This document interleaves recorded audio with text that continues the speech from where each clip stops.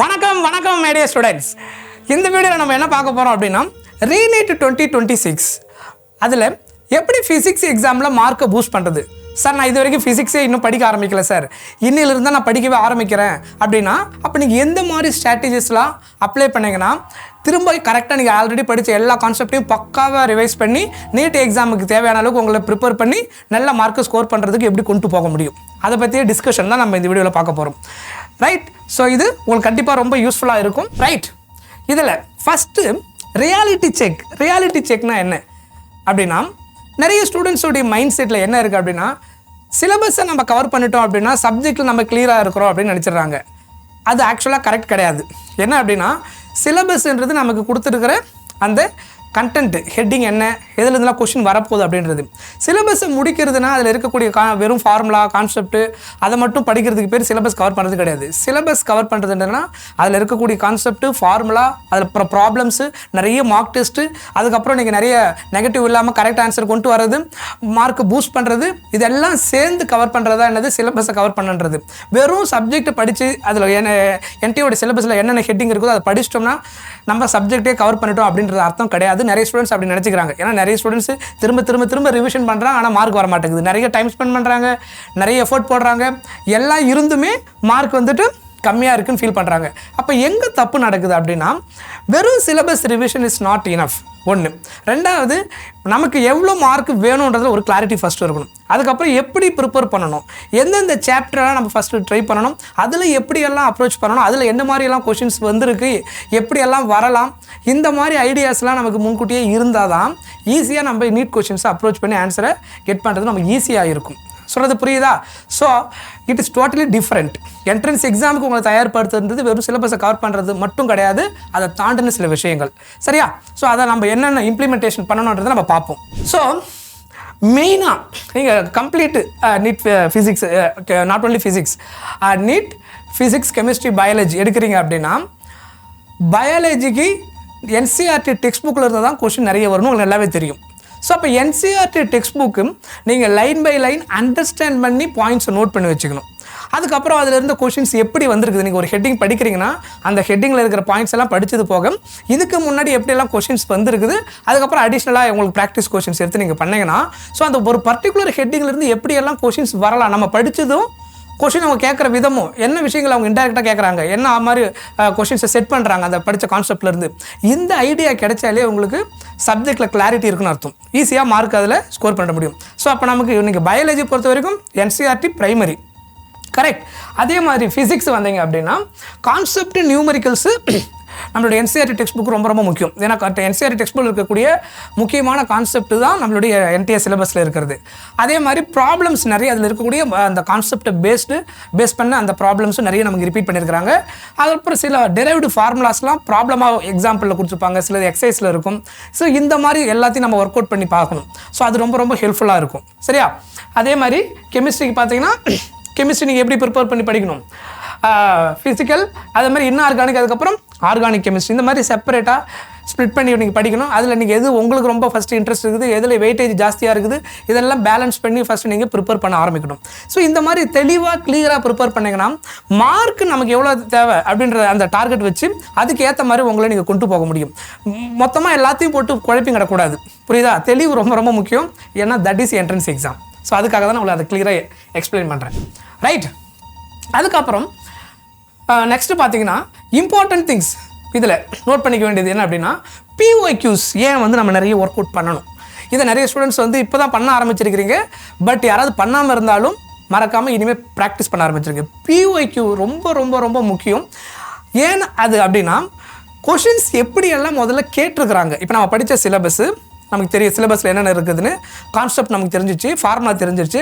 But questions எப்படி கேட்டிருக்கிறாங்க, option எப்படி கொடுத்துருக்குறாங்க, ஆப்ஷன்லேருந்து சில கொஸ்டினுக்கு ஆன்சர் பண்ணுற மாதிரி இருக்கும், சில கொஸ்டின் ஒர்க் அவுட் பண்ணாத ஆன்சர் பண்ணுற மாதிரி இருக்கும், சிலது தேரி பேஸ்டு கொஸ்டின் இருக்கும், சிலது ஸ்டேட்மெண்ட் பேஸ்டு கொஸ்டின் இருக்கும்.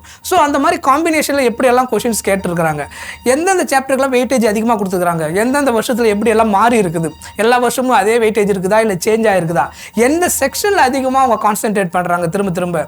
ஸோ இந்த மாதிரி நிறைய விஷயங்கள் நீங்கள் ப்ரீவியஸ் நீங்கள் கொஷின்ஸை ஃபோக்கஸ் பண்ணிங்கன்னா என்ட்ரன்ஸ் எக்ஸாம்னா என்ன, என்ட்ரன்ஸ் எக்ஸாமுடைய அந்த மெத்தட் எப்படி ப்ரிப்பேர் பண்ணணும், அவங்களுடைய எக்ஸ்பெக்டேஷன் எப்படி இருக்குது, அந்த கொஷின் பேப்பர் செட் பண்ணும்போது அவங்க எப்படி செட் பண்ணுறாங்க, ஸ்டூடெண்ட்ஸ் எப்படி அதை திங்க் பண்ணணும் அப்படின்றத சில விஷயங்கள் இருக்குது.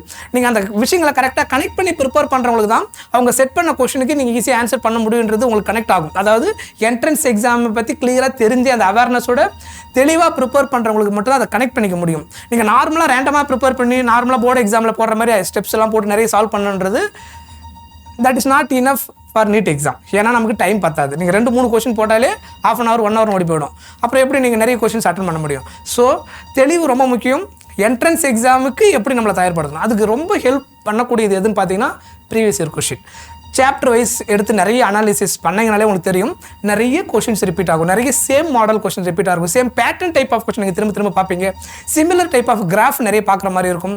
ஸோ அப்போ உங்களுக்கு அந்த கனெக்ட் புரியும். சின்ன ஒரே கான்செப்டை யூஸ் பண்ணி 4-5 கொஷின் வேறு வருஷத்தில் கேட்டிருப்பாங்க, கான்செப்ட் ஒன்று தான் இருக்கும், கேட்ட டேட்டா வேறையாக இருக்கும். ஸோ அப்போ அதிலேருந்து எப்படி நம்ம அதை அண்டர்ஸ்டாண்ட் பண்ணிக்கிறது, எப்படி கனெக்ட் பண்ணுறது, இதெல்லாம் நீங்கள் PYQs பண்ணும்போது மட்டும்தான் புரிஞ்சிக்க முடியும். ஏன்னா PYQs அவ்வளோ இம்பார்ட்டன்ட்.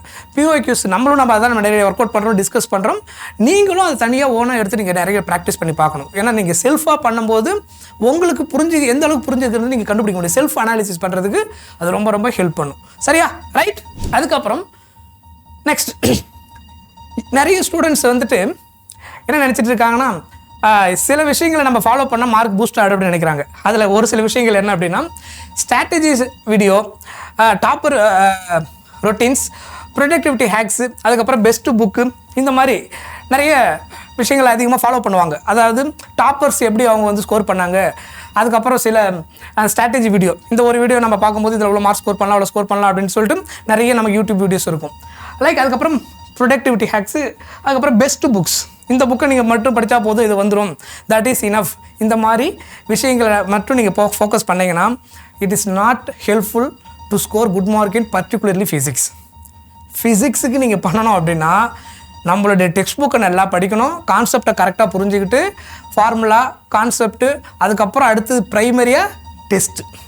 நீங்கள் எவ்வளோ கொஷின்ஸை எடுத்து நீங்கள் ஒர்க் அவுட் பண்ண ஆரம்பிக்கிறீங்களோ, நிறைய PYQs எடுத்து ஒர்க் அவுட் பண்ணாலே உங்களுக்கே சப்ஜெக்ட் புரிஞ்சிடும். டைம் எடுத்தாலும் நீங்கள் ஒரு தடவை சால்வ் பண்ணுறீங்க, ஒரு ஐடியா உங்களுக்கு கிடச்சிடும். ஆன்சர் வரலையா வெரிஃபை பண்ணுங்கள், மிஸ்டேக் வருதா, எங்கே தப்பு பண்ணுன்னு பாருங்கள்.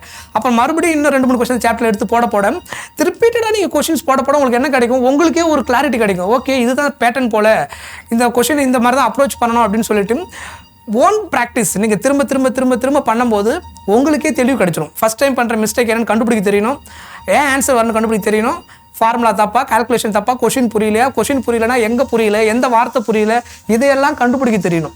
ஏன்னா நம்ம PYQsன்றதே அவ்வளோ தூரம் இருக்குது நமக்கு. ஒன்று, கான்செப்டை புரிஞ்சுக்கிட்டதை அப்ளை பண்ணும்போது தான் அதில் எவ்வளோ சேலஞ்ச் இருக்குன்னு தெரியும். ஸோ அது எப்போ உங்களுக்கு கிளியராக புரியும், ப்ராக்டிஸில் மட்டும்தான் புரியும். வித்தவுட் ப்ராக்டிஸ் கண்டிப்பாக உங்களால் ரெக்டிஃபையே பண்ண முடியாது, மார்க் ஈஸியாக ஸ்கோர் பண்ணவே முடியாது. நம்ம நீங்கள் எவ்வளோ புக்ஸ் வாங்கி வச்சு அடுக்கி வச்சாலும், உங்கள் பக்கத்தில் எவ்வளோ புக்ஸை வச்சு நீங்கள் படித்தாலும் மார்க்கு ஸ்கோர் பண்ணணும் அப்படின்னா நிறைய ப்ராக்டிஸ்னால் மட்டும்தான் முடியும். எவ்வளோ ப்ராக்டிஸ் பண்ண சப்ஜெக்ட் கான்செப்ட் கிளியர் ஆகும், ஸ்பீடு அதிகமாகும், அக்யூரேசி அதிகமாகும், கேர்லெஸ் மிஸ்டேக் குறையும். இது எல்லாமே எதில் மட்டும்தான் கிடைக்கும், ப்ராக்டிஸில் மட்டும்தான் கிடைக்கும். டெஸ்ட்டு மட்டும்தான் உங்களை பர்ஃபெக்டாக மாற்றிக்கினே இருக்கும். எவ்வளோ டெஸ்ட்டு எழுதிக்கிட்டே இருக்கிறீங்களோ அந்த அளவுக்கு உங்கள் மார்க்கு நீங்கள் பூஸ்ட் பண்ணிகிட்டே போக முடியும். Right, that is a very very important things. Right. So இதுதான் உங்களுக்கு மார்க்கை இம்ப்ரூவ் பண்ணுறதுக்கு ரொம்ப ஹெல்ப் பண்ணக்கூடியது. ஸோ என்னென்னு பார்த்தீங்கன்னா, திரும்ப ரிவைஸ் பண்ணுறது, முக்கியமான கான்செப்ட், ஃபார்முலா, இதெல்லாம். அதுக்கப்புறம் கொஷின்ஸ் சால்வ் பண்ண ஆரம்பிக்கிறது. அனாலிசிஸ் த மிஸ்டேக், ஏன்னா என்ன தப்பு பண்ணுறோம், எங்கே தப்பு பண்ணியிருக்கிறோம், இதெல்லாம் ஃபஸ்ட்டு கண்டுபிடிக்கணும். Analysis very very important. அதுக்கப்புறம் ரிப்பீட் த கான்செப்ட், திரும்ப கான்செப்டை ரிமைண்ட் பண்ணிகிட்டே இருக்கணும். அதாவது மனப்பாடம் பண்ணுறது இல்லை, ரிமைண்ட் பண்ணி புரிஞ்சுக்கிட்டோம், ஞாபகம் இருக்குதா, கான்செப்ட் ப்ளஸ் ஃபார்முலா, அந்தந்த சாப்டருக்கு ஏற்ற மாதிரி, அந்த கேஸுக்கு ஏற்ற மாதிரி நம்மளை கனெக்ட் பண்ண முடியுதான்றது கான்செப்ட் வித் ஃபார்முலாவோட மைண்டில் நிற்கணும். அப்படின்னா ரிப்பீட்டடாக திரும்ப ரிவைஸ் பண்ணிடுவேன். ரிப்பீட்டேஷன் ரொம்ப ஹெல்ப் பண்ணும் உங்களுக்கு சப்ஜெக்டில் ரொம்ப ஸ்ட்ராங்காக ஆகிறதுக்கு. டெஸ்ட்டு நீங்கள் நல்லா பண்ணுறது வந்து டைமை ஃபாஸ்ட்டு இன்க்ரீஸ் பண்ணும், அதுக்கப்புறம் அக்யூரேசி அதிகமாக்கும். எது, நீங்கள் நிறைய டெஸ்ட்டு எழுதுறது. ரைட். அதுக்கப்புறம் ஒருவேளை இப்போ நீங்கள் பேசிக்ஸ்லாம் படிச்சிட்டிங்க, பேசிக்லாம் ரொம்ப ஸ்ட்ராங் ஆகிட்டீங்க, கான்செப்ட்லாம் ஓகே கிளியர், இப்போ டெஸ்ட்டு எழுத ஆரம்பிச்சிட்டிங்க. அதுக்கப்புறம் இன்னும் நான் என்ன அடிஷ்னலாக பண்ணால் இன்னும் நல்ல மார்க்கை ஸ்கோர் பண்ண முடியும். ஸோ அதை தான் நம்ம இங்கே பார்க்க போகிறோம். என்ன அப்படின்னா, எந்த சாப்டரில் அனாலிசிஸ் பண்ணும்போது நோட் பண்ண வேண்டிய அடுத்த பாயிண்ட், நீங்கள் அடுத்த லெவலுக்கு உங்களை கொண்டு போகணும் அப்படின்னா, எந்த சாப்டரில் ரிப்பீட்டடாக மிஸ்டேக் வருது, ஏன்னா நம்ம எவ்வளோ தான் நல்லா படிச்சிருந்தாலும் ப்ராக்டிஸ் பண்ணியிருந்தாலுமே கூட ஒரு சில சாப்டர் திரும்ப திரும்ப தப்பு வந்துகிட்டே இருக்கும். சில நேரத்தில் ஒரே தப்பு திரும்ப திரும்ப வரும். அப்போ அது எந்த சாப்டர், அந்த மாதிரி சாப்டர் எங்கே மிஸ்டேக் திரும்ப திரும்ப வருது, ஏன் வருது, இல்லை அந்த சாப்டரில் இன்னும் நம்ம என்ன இம்ப்ரூவ் பண்ணணும், இந்த மாதிரி விஷயங்கள்லாம் நீங்கள் என்ன பண்ணணும், உங்களுக்கு நோட் பண்ணி ஃபோக்கஸ் பண்ண ஆரம்பிச்சிடணும். அதுக்கப்புறம் என்னென்ன மாதிரி சில்லி மிஸ்டேக் பண்ணுறோம் அப்படின்றத நம்ம பார்க்கணும். சிம்பிளாக கான்செப்ட் தான் மிஸ்டேக்காக, கால்குலேஷன், மல்டிப்ளிகேஷனும் அடிஷனும் அந்த மாதிரி சில்லி மிஸ்டேக்ஸ் என்ன பண்ணியிருக்கிறோம் ரொம்ப கவனமாக அதை நோட் பண்ணணும். ஏன்னா சில நேரத்தில் எல்லாமே தெரிஞ்சிருந்தும் ஆன்சர் மட்டும் தப்பாக இருக்கும். ஸோ அதுக்கு ரீசன் இது சில்லி மிஸ்டேக் தான். அதுக்கப்புறம் டைம் மேனேஜ்மெண்ட், எவ்வளோ டைம் எடுக்கிறோம். இப்போ நம்ம ஒரு ப்ராப்ளம் சால்வ் பண்ணுறீங்க, ஆன்சர் வந்துச்சு, 10 நிமிஷம் ஆயிருக்குது. அப்போ அதே ப்ராப்ளமை நான் 10 நிமிஷம் ஸ்பெண்ட் பண்ணாமல் ஒரு 2 நிமிஷத்தில் நான் சால்வ் பண்ணால் என்ன பண்ணியிருக்கணும், அதிகபட்சம் ஒரு 3 நிமிஷம் ஒரு சில கொஸ்டினுக்கு, மீதி சில கொஸ்டினுக்கு 1 நிமிஷத்துக்கு கீழே பண்ணணும் என்ன பண்ணிருக்கணும்.